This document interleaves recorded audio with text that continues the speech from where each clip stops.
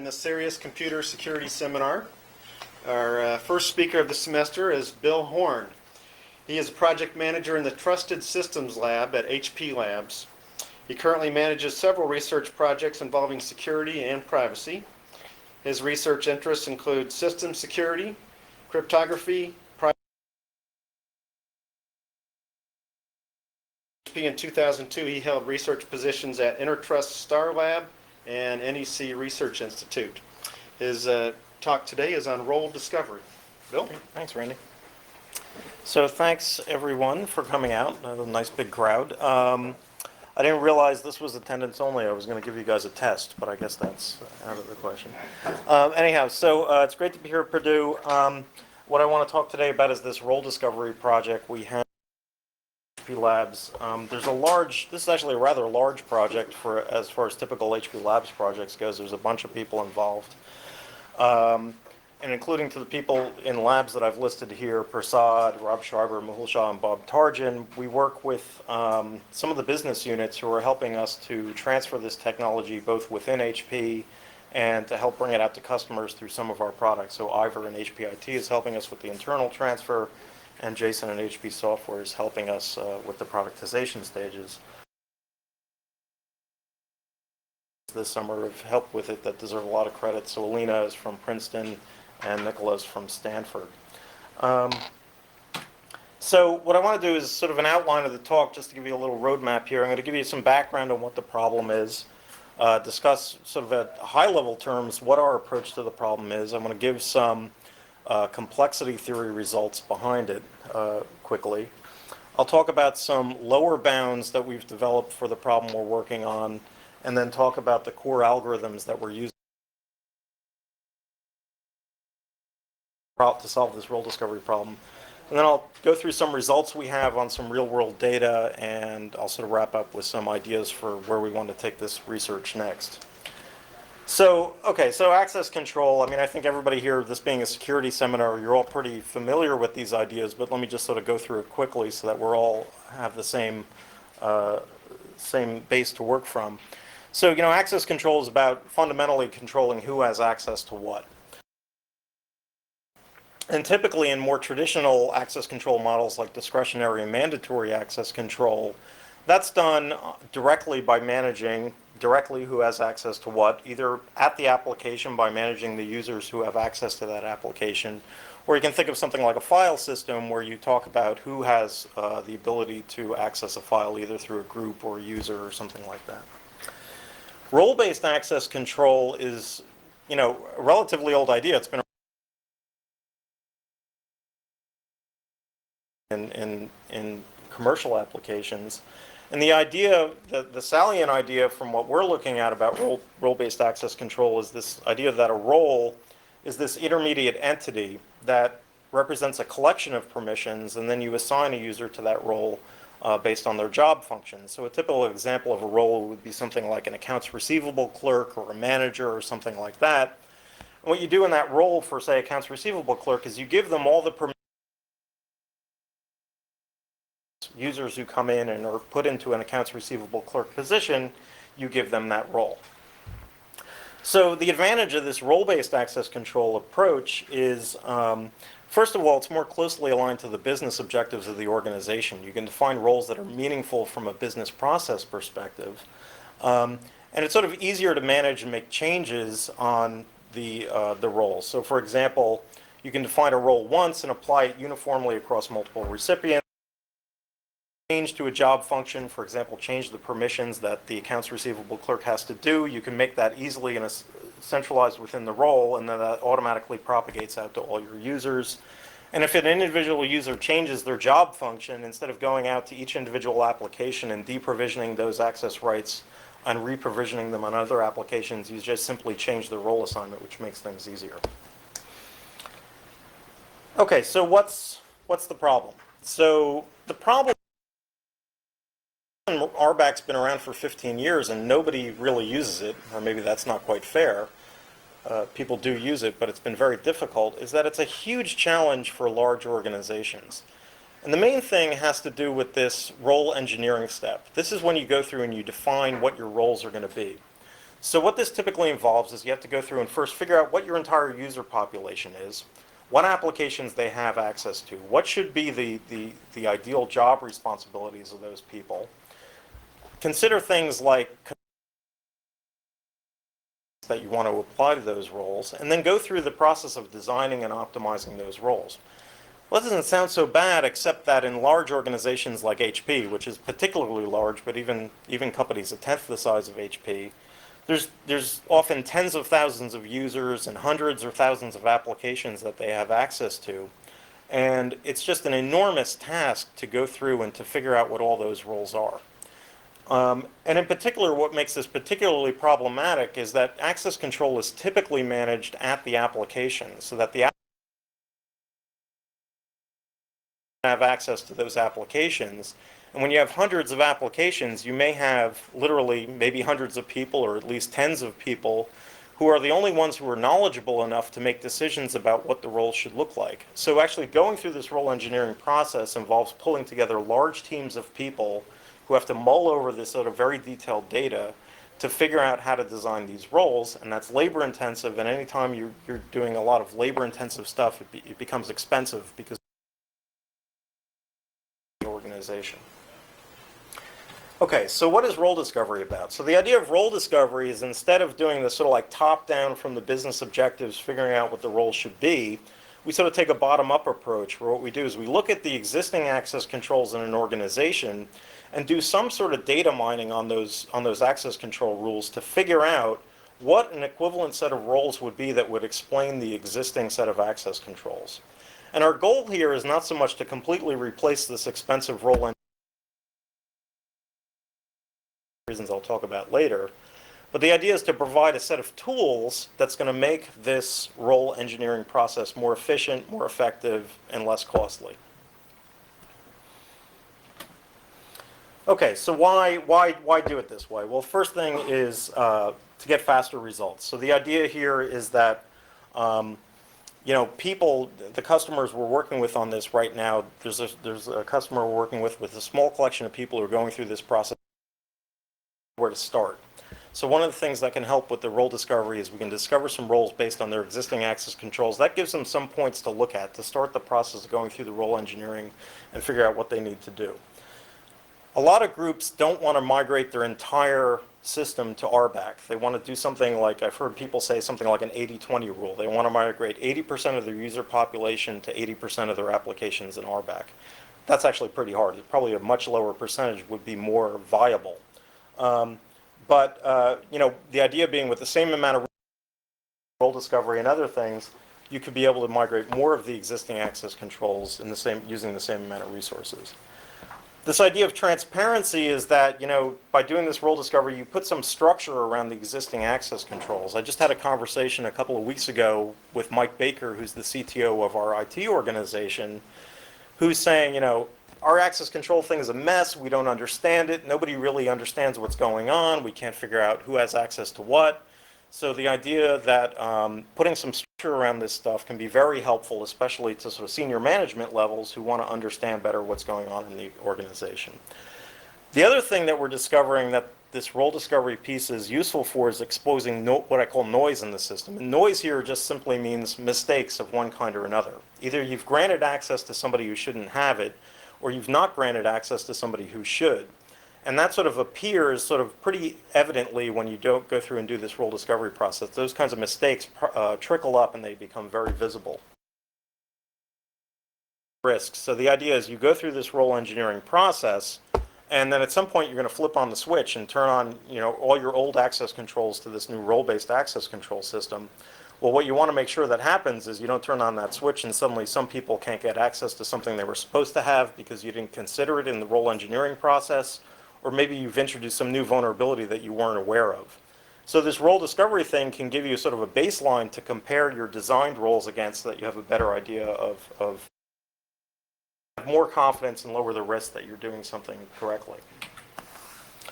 Okay, so we're not the only ones who have looked at this. There's been both academic and commercial work in this space. So The first paper I'm aware of on this topic is a couple of years old, goes back to Kuhlman, who did some work on statistical analyses to sort of figure out some roles based on some statistical, essentially clustering type schemes. Then there was a more direct clustering approach done later, and recently there's a guy by the name of Vaidyo, who I think is a Purdue graduate. Maybe some people know him now. He looked at all the permissions that people had, and basically you get each user has their own set of permissions. Those permission sets can be framed as a lattice, and then you do counts over the number of users who have each set of permissions in the lattice, and then you do a covering over that lattice to figure out what the appropriate set of roles might be that would be representative in the lattice. He also came up with some complexity results that described how hard the problem is, and I'm going to talk about more complexity results. I think actually he earlier results in this area, and I'll talk about some of those. And then there was another interesting paper by Zhang, which I think appeared either at CCS or SACMAT this last year, where basically you start out with each user having their permission set as the set of roles, and then you do a series of merge and split operations on those roles until you finally come to some sort of equilibrium, at which point you declare you've discovered a unique set of roles.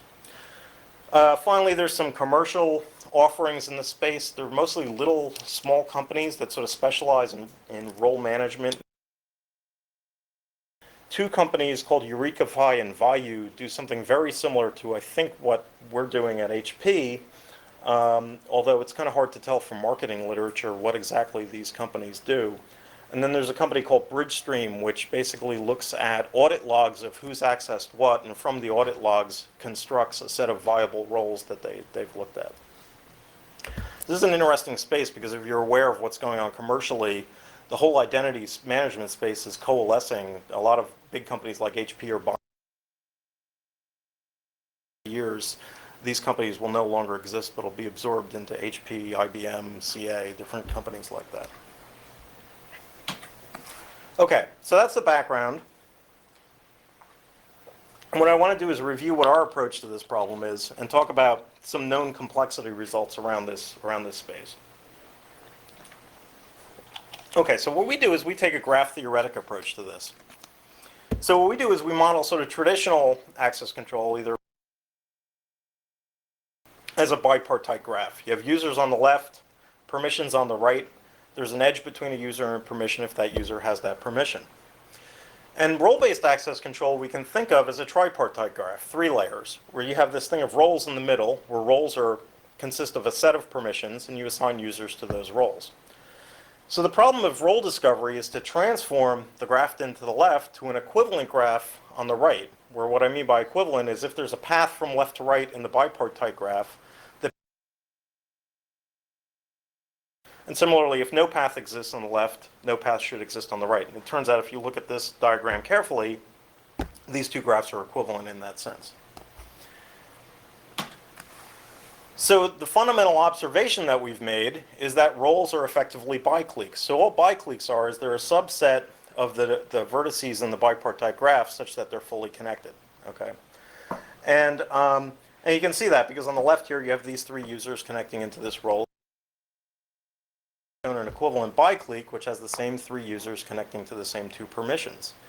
So the observation is that in order to transform this bipartite graph to a tripartite graph, all we really have to do is come up with a set of these bicliques, correspondingly roles, that cover exactly all the edges in the original bipartite graph. And if we can come up with a covering, then we've come up with a set of roles that describe the existing access control environment. So there's 2. So we want to frame this as an optimization problem. We just don't. And there's 2 sort of optimization problems we might consider here. There could be more as well. But the 2 obvious ones is the first thing you want to do is minimize the number of roles. In other words, you want to find the smallest biclique cover of this bipartite graph you can. And that's sort of an obvious thing to do. People want to find the minimum number of roles to explain their environment. The second thing you might look at, which is a little bit less intuitive, is to find the smallest number of edges in the resulting tripartite graph. So this makes sense. In some sense, what you're doing is you're managing these connections. You're managing the assignment of roles to permissions, and you're managing the assignment of users to roles. So in some sense, that's you're trying to minimize the amount of stuff you have to manage when you're minimizing the number of edges. So in some sense, that's a reasonable kind of thing to try to do. And this problem, this minimizing the number of edges in bipartite graphs, is actually known in the literature as something called edge concentration, which comes up when you're trying to draw graphs for visual. If you have many nodes that are connecting to many nodes in another place, you draw their edges instead of as a complete bipartite, all the different lines that go from A to B, you concentrate them into one path, and you can draw simpler graphs that way. And of course, with any of these sort of like graph drawing algorithms, they're ultimately related to things like hardware layout and stuff like that. Okay, so what's known about these problems? So the minimum biclique cover is NP complete. So this was back in the 70s when there was a lot of literature coming out around how various problems around can be NP complete, what complexity classes they fit in. This is one of many things that was discovered in the late 70s. Then later, it was shown that actually this problem is even harder. It's a particularly hard NP complete problem. It's hard to even approximate efficiently. So Alina, one of our interns, who's actually an undergrad at Princeton, she wrote her junior thesis on. She has a whole series of complexity results, which are really interesting. I picked out two of the more interesting ones here. But basically what these two results are saying is that this is going to be very hard to solve this problem optimally for arbitrary problems within even a reasonable factor of the optimal. And then finally, this edge concentration problem was also proved to be NP complete, but as far as we know, there's no results about the approximability of that problem. So that would be an interesting result in and of itself. All right, so bottom line, it's a hard problem. So being a hard problem, if we're going to try to solve it, we have to use some sort of heuristic solution. And if we're going to use some sort of heuristic solution, the important thing to do here is to derive some kind of lower bounds on how good these solutions can be. Because if we don't have lower bounds, it's sort of meaningless to go through and try to develop heuristic solutions because you have no idea how good they are. You have no idea if the heuristic solutions are any good. So one of the first things we did was we looked at lower bound techniques for this problem. Roles, our approach here is to frame this as a max independent set problem. So the idea is as follows. It's relatively straightforward. Supposing I have two edges in my original bipartite graph, A, B, and C, D. So we say that two edges are independent if, first of all, all those vertices are distinct. They're not all the same. And they're independent also if they're not completely connected. So you have these two edges here. There's two more possible edges that could occur in that bipartite graph. It's the edge from A to D and the edge from C to B. So as long as all four of those edges don't exist in this little subset of these four vertices, then those things are called independent. So it's pretty obvious that independent edges can't be in the same biclique, right? Because if they were in the same biclique, they would be completely in the same biclique. So if we can find n pairwise independent edges, then we know that there must be at least n bicliques in the biclique covering of this bipartite graph. So it turns out that that also is an NP-complete problem, which means it's hard. But actually it turns out that, actually when I was preparing this talk, I realized I don't know anything about the approximability of this problem, but that would be an interesting question too. I think this is an approximal problem, but I'm not sure. But basically, develop some relatively quick heuristics that produce good results that I'll show you later. So the heuristic is as follows. It's relatively simple. I'm going to run the following algorithm k times. Pick k, 100, 1,000, doesn't really matter. What I'm going to do is pick an edge randomly, at random, and I'm going to remove all the dependent edges relative to that one edge from the graph. So that means now I have this one edge, and every other edge in the graph is independent at this point. From the remaining edges, remove all its dependent edges, pick another edge, remove all its independent edges, and I keep going until the graph is empty. At that point, I know I have, say I find n such an independent edges, I know that I have at least n bicliques for that, at least n. And by running this k times and picking the biggest answer over all k times, I get a reasonable approximation to a lower bound on the number of bicliques. Okay, bound on the number of edges. So we have a bound for the number of roles. What about the number of edges? So we don't know of any good bounds. The best bound we have is this trivial bound, which says that the number of bicliques, or the number of edges, must be at least the sum of the total number of vertices in the bipartite graph. That's pretty obvious because you know that every user and every permission must be connected to at least one role, right? I mean, they have to belong to something. So, so there must be at least that many edges. But that's really weak, and surprisingly enough, it's not too bad for some of the problems we're working on that I'll talk about later, but that's something that could here has any ideas for how to improve that bound. Okay, so that's the lower bound. So now I said, so we have, it's a hard problem. I've described some lower bounds. Now I want to talk about our heuristic algorithms for finding bipartite graph coverings, for doing the role discovery, essentially.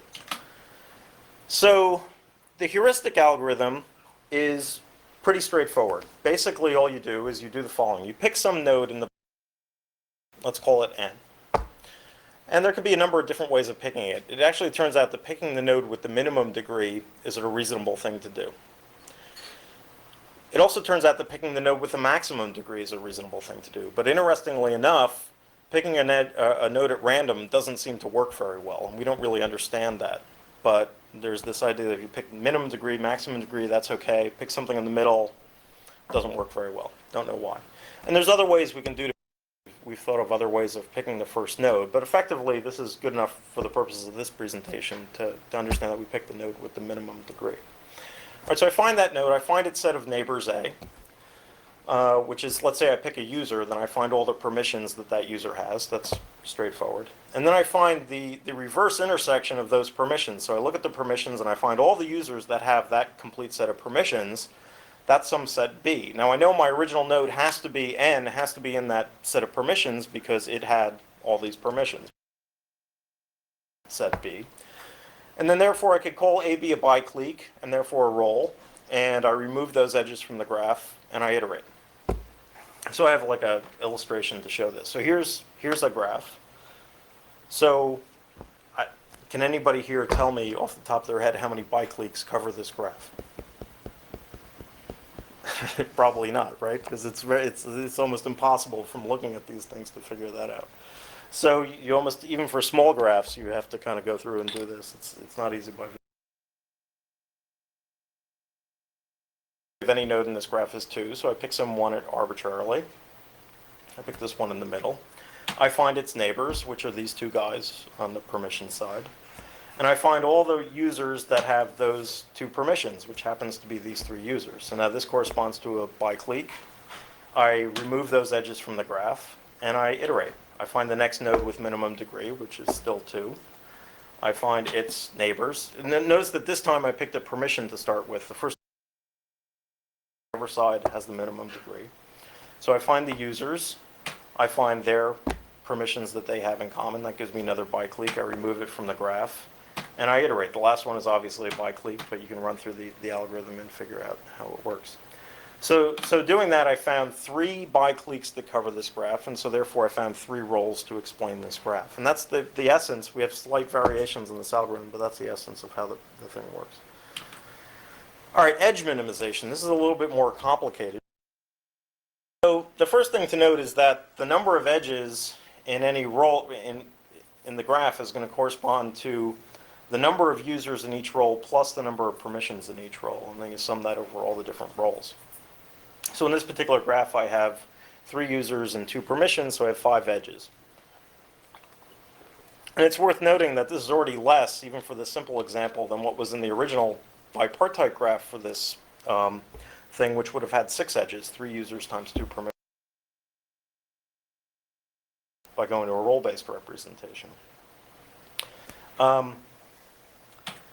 Okay, so here's a generalization of how edge minimization is going to work. So I'm going to look at pairwise combinations of roles. Now, any 2 roles could intersect in various ways. They could intersect in the set of users that they are assigned to.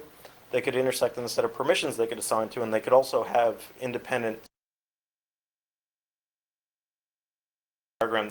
the role on top, both roles intersect in set B. So what I'm showing, these blue rectangles here are sets of users. They represent more than one. So there could be a dozen users or something in each rectangle. So both roles actually intersect in a set of size B here.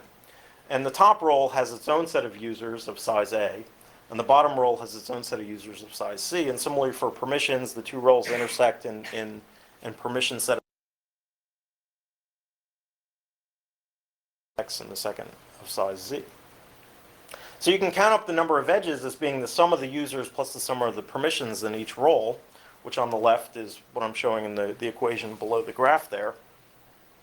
And on the right, what I can do is transform this graph into the following equivalent graph on the right. So what I have is basically what I've done is I've replaced two nodes with three, and the three nodes basically correspond to the sets X, Y, and Z, and I can go back and look and see which sets of users,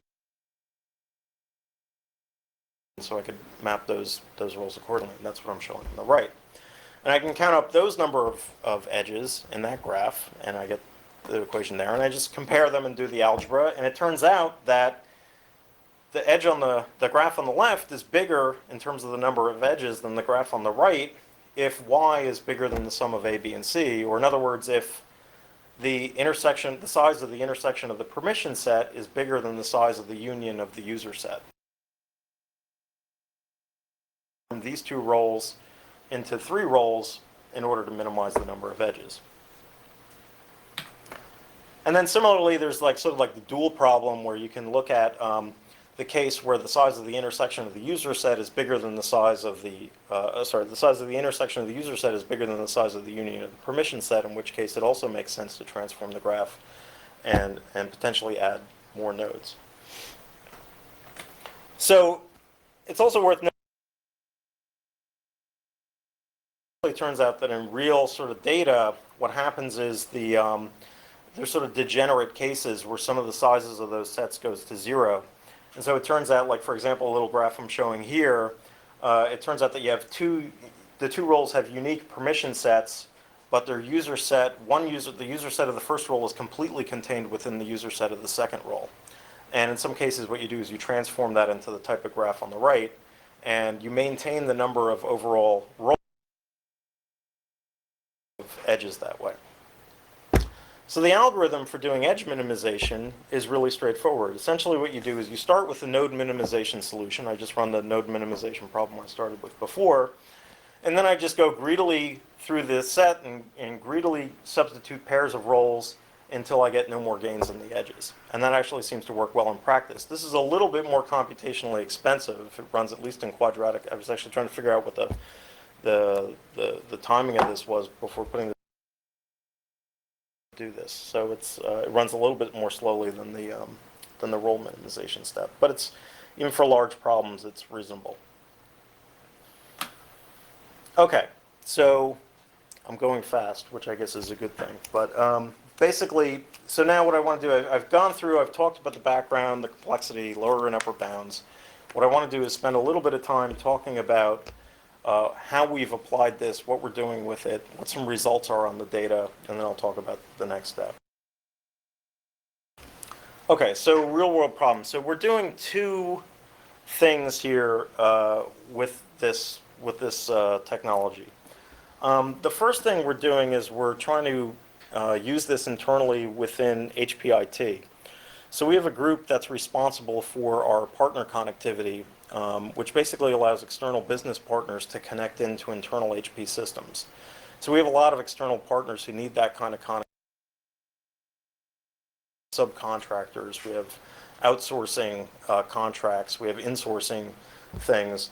And so all those different people who are not necessarily HP employees need to be able to connect into internal HP systems. Actually, it turns out for a company like HP, that's surprisingly large. We have something like 3,000 partner organizations that need to be able to connect in to HP. And there's something like 50,000 outside users who need to be able to access internal HP systems.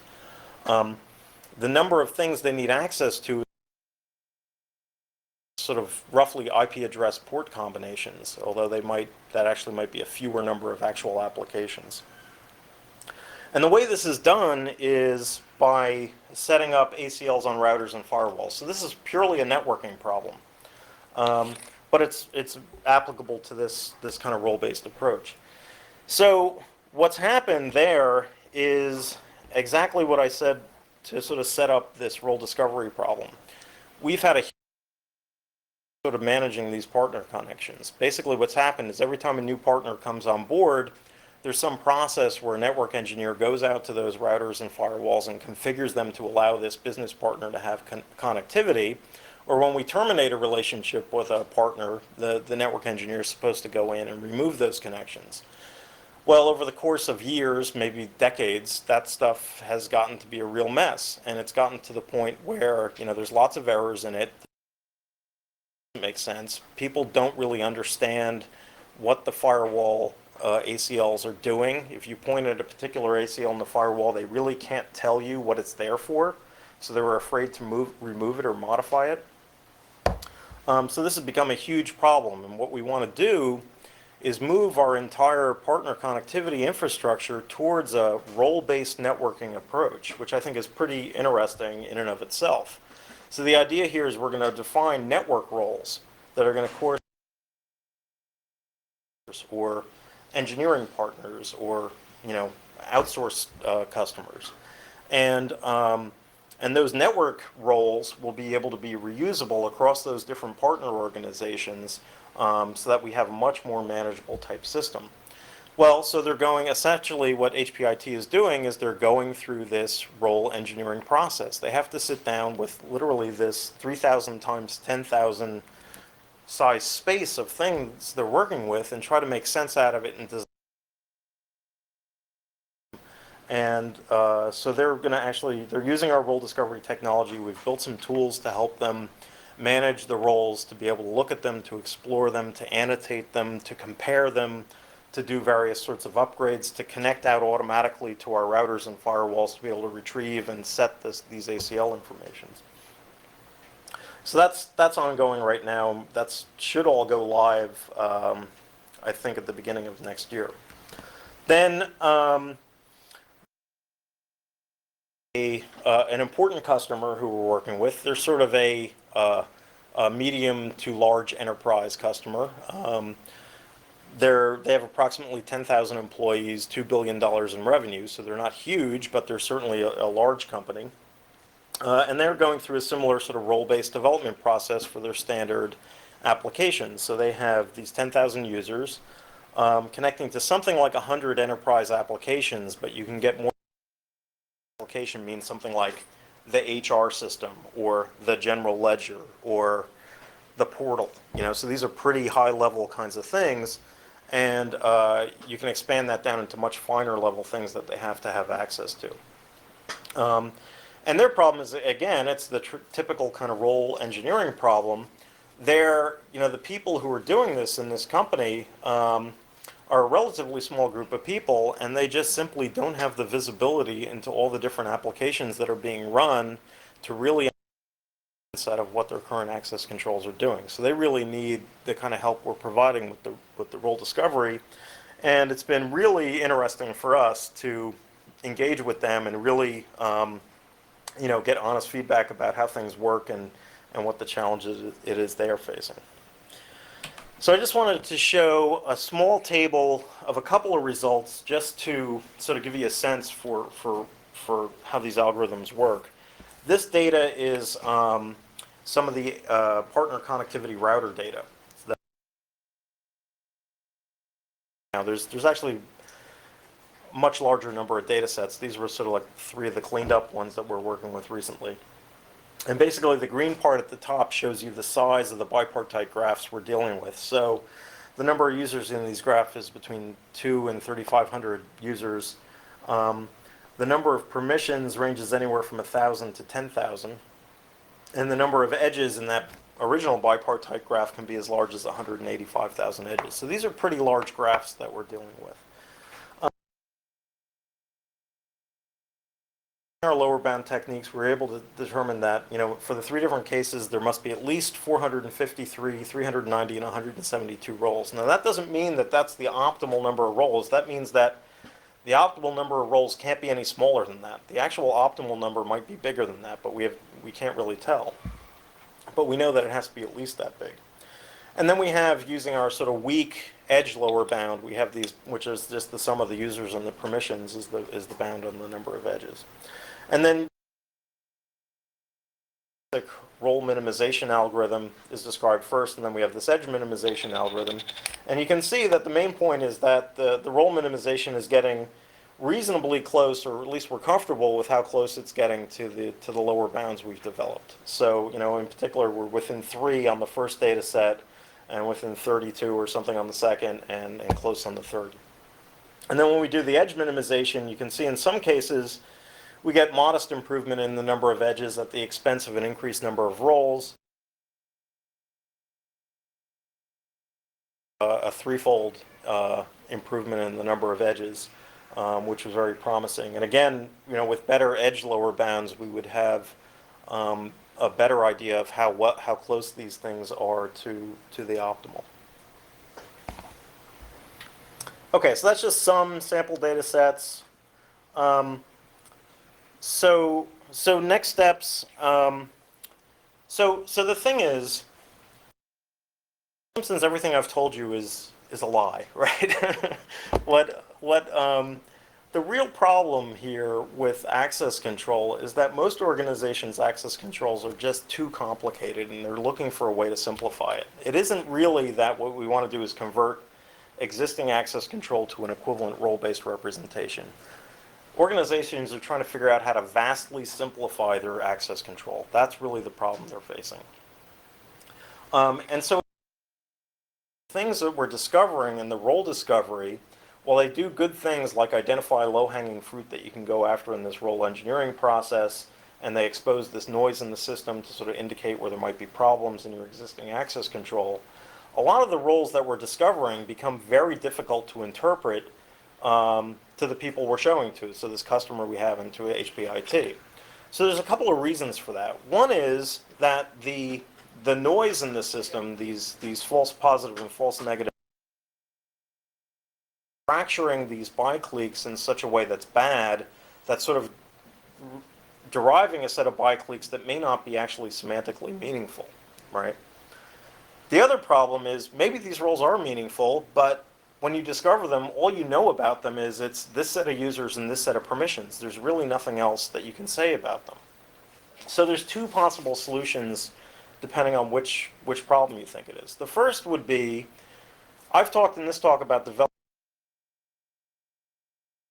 bipartite graphs. Well, you can easily imagine coming up with approximate covers where you have smaller sets of roles that cover 90% of the edges and maybe introduce new edges that aren't there with a certain percentage. And so we're very interested, and we've been working a lot, especially this summer, on coming up with approximate covering algorithms that'll be applied to this problem. So we're hopeful that'll be useful. There's things like clustering you can do, and there's some other techniques that are useful here as well. Leads more to putting some semantics around the roles is this idea of going from roles to what are commonly called rules in the literature. So a rule, basically the idea here, and this is a little bit different from what a lot of people talk about with rules, but the idea is that for each user and each permission, there's a set of attributes associated with that user or permission. So for users, it's sort of obvious. You have your department, you have your, whether you're a manager or an employee or a contractor, you have grade, or certainly you have your name, address, phone number, your geographic location. There's anything you can imagine that would be in an LDAP directory could be considered an attribute for a user. For permissions, there's less usable permissions, but there are usable attributes, but there are some. So for example, you might have the organization that owns that application, who's maintaining it. You might have, you might be able to classify your applications into types. This is an HR application, a finance application, a user application. And so these roles consist of some subset of users and some subset of permissions. And what I might want to do is use some either machine learning technique or some other technique to sort of relate the attributes of those users and permissions that are in that role to help put some semantics around that role. So I could ideally come up with something like a logical expression that says, okay, this rule corresponds to people in this geography, in this department, who are trying to access this type of.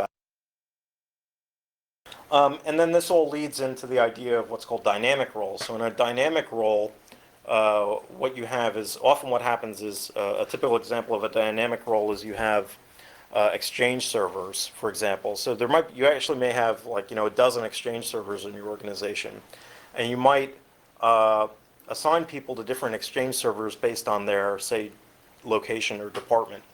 So the idea is that attribute determines which exchange server you connect to.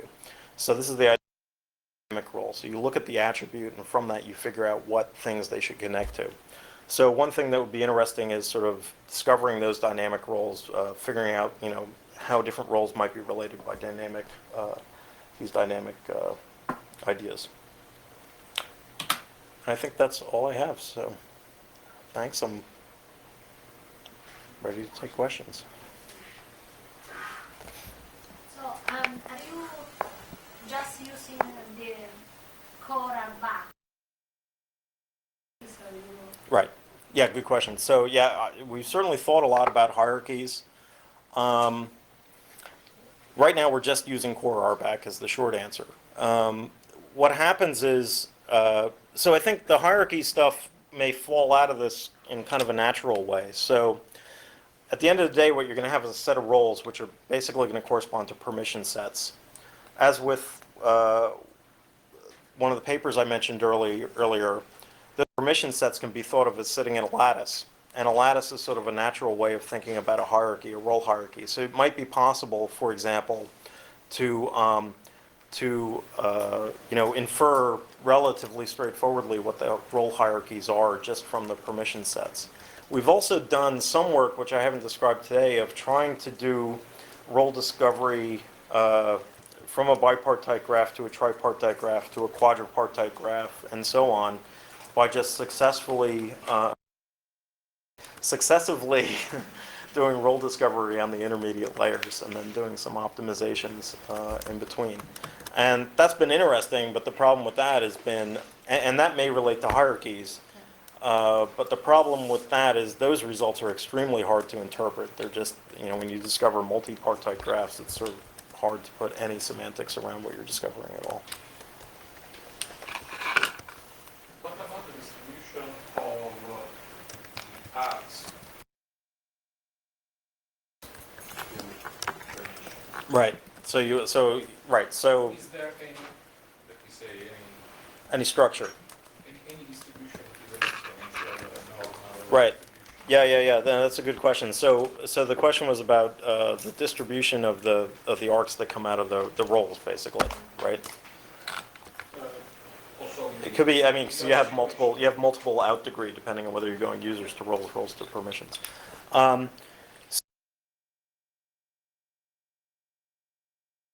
Detail, I haven't tried to do estimation of what how well they fit various kinds of distributions or anything like that. Eyeballing some of the distributions we have, they do follow these pretty regular kind of distributions. They do look exponential or something, or maybe geometric or something. I haven't figured out exactly what they are. One of the things that's problematic with this kind of approach is a lot of times you end up discovering roles that have one user and many permissions, or completely useless, right? Because effectively what you've done is you've just replaced a role with something. You're not improving the manageability of the thing at all. You're just now you're managing a role instead of managing a permission. That's not very helpful. And in fact, that's one of the problems when we look at this the algorithm where we start with the max out degree. What happens if you start with the max out degree, you get a whole bunch of permissions. Often that'll be thousands, and there's very few users who have all 5,000 of those permissions. One user and 5,000 permissions, which is one of the reasons why we went to the minimum degree node, because that actually, as long as you're not picking a node with degree 1, that's another bad thing to do. So that's kind of a long, rambling non-answer to your question, but Because consideration was what about clustering of Yeah. users who access rights? Right. To rights? Yeah. Well, that's one of the things I'm looking at. That's one of the things we're looking at right now. Yeah. would give some usable information. Yeah, I totally agree. That's actually, and that's what we're looking at right now, and we're trying to figure out the best clustering techniques to use here. And we have some ideas. Actually, I had a nice conversation this afternoon with somebody who was pointing me at some co-clustering stuff, which would be useful. Yeah, Chris. Yeah. Wondering, addressing this last problem, if you were to, instead of saying, okay, we're going to go from a bipartisan, allowed edges from user to permission, this last problem you point out, if you did edge minimization, it would go away because you'd say, well, I've got a user to role to n permissions. Right. Well, I can just replace that with n permissions. Yeah. And admittedly, you've taken an NP-hard problem and made it harder, but would this possibly get rid of some of these spurious roles? Yeah, I think a hybrid, you end up with sort of like a hybrid role and traditional access control model, which I think is absolutely probably a perfectly reasonable thing to do. Roles serve very unique roles, for lack of a better word, in an organization. You use roles for very specific things, but a lot of times there's exceptions to those roles. And there's often individuals in your organization who have very unique access control requirements, and maybe it doesn't